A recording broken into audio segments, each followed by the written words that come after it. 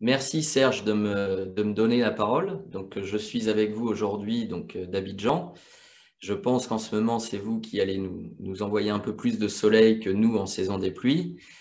Donc, pour répondre à la question de Serge par rapport à notre présentation, comment les courtiers s'adaptent-ils aux évolutions en zone CIMA? Pour nous, c'est à mettre en perspective avec les deux articles principaux du code CIMA, que sont l'article 13 sur Pay Cash Before Cover, donc les primes d'assurance sont payées en début de prise de risque, avant même la prise de risque d'ailleurs, et l'article 308 qui conserve une partie des risques sur le continent africain et notamment les 14 pays de la zone CIMA.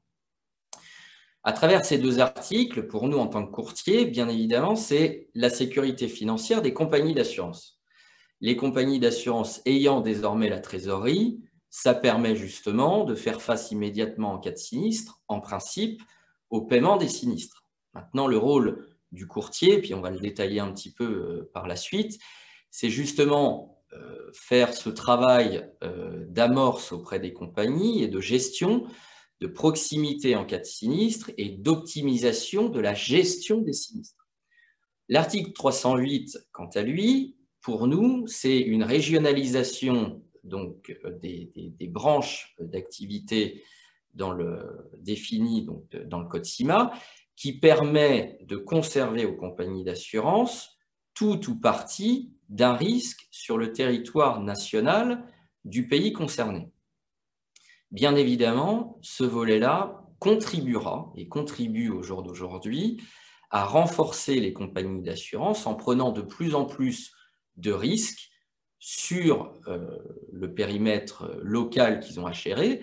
Mais bien évidemment, plus les pays seront amenés à grandir, à se développer, plus derrière, les capacités devront être de plus importantes. Et donc, ça va faire appel petit à petit à des capacités traitées qui vont être renforcées. Donc pour nous, l'assurance dans les pays africains et notamment dans la zone CIMA est promis à un très beau développement.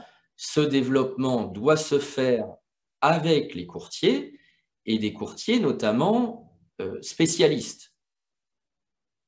Alors, deuxième question, Serge, que tu nous as posée. Comment faites-vous pour continuer d'accompagner vos clients dans ce contexte, on va dire, régional? Il faut bien avoir à l'idée que le contexte de la zone CIMA, pour nous, c'est une opportunité à deux niveaux. Premier niveau, d'un point de vue international, notamment la réassurance, vous l'avez remarqué sur vos marchés, a beaucoup augmenté ces dernières années.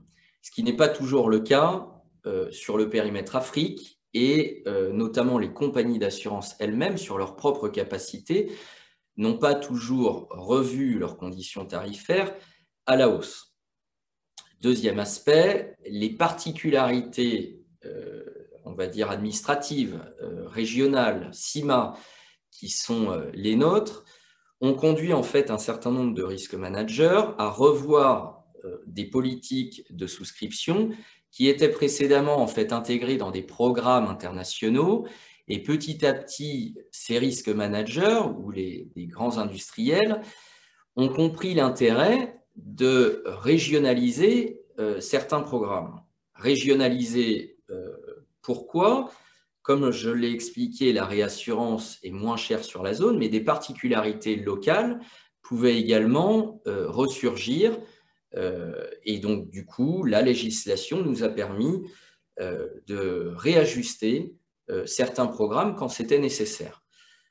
La qualité de l'assurance, mais aussi donc, de la réassurance, qu'elle soit locale par des compagnies de réassurance nationales, la réassurance régionale ou éventuellement internationale lorsque c'est nécessaire, permettent de renforcer ces programmes que l'on met en place.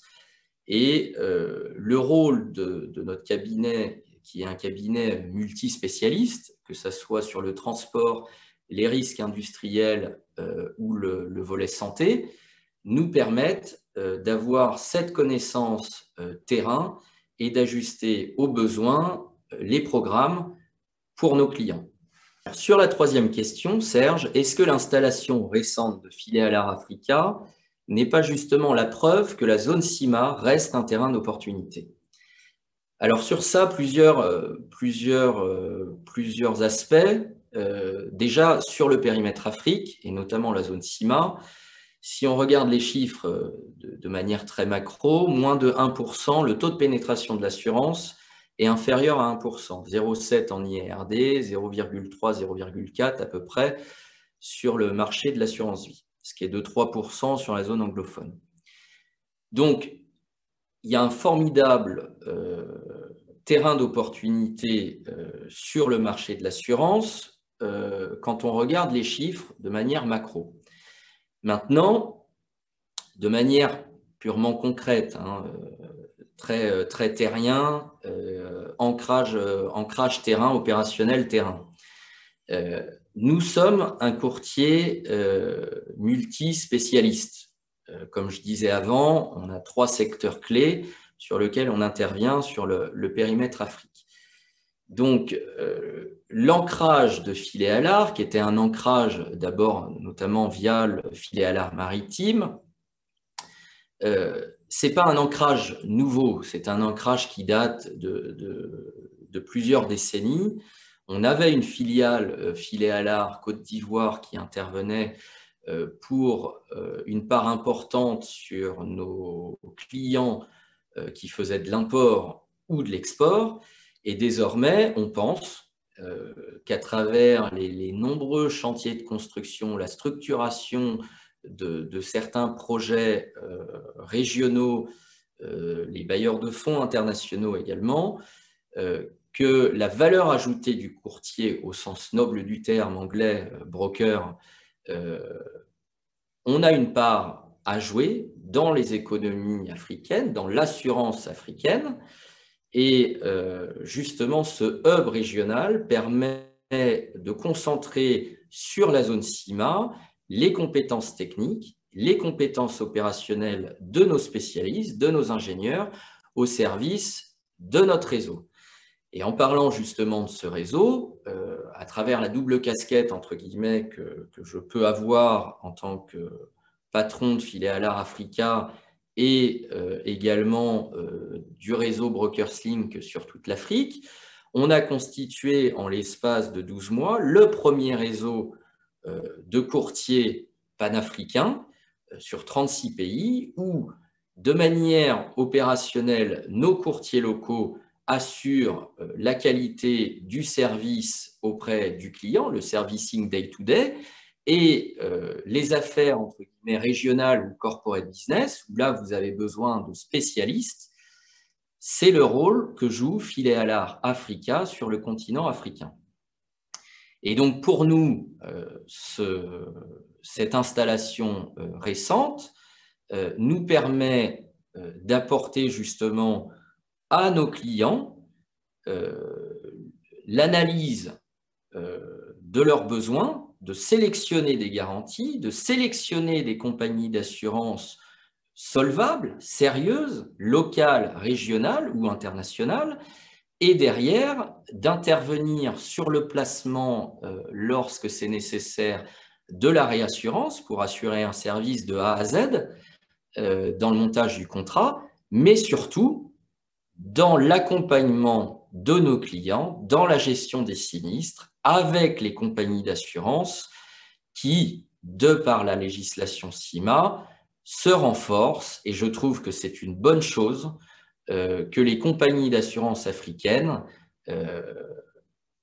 aillent de l'avant, renforcent leurs capacités financières à travers les augmentations de capitaux comme tu as pu le développer précédemment. Ça va faire justement un nettoyage qui sera bénéfique pour les clients et bénéfique pour l'ensemble du secteur de l'assurance.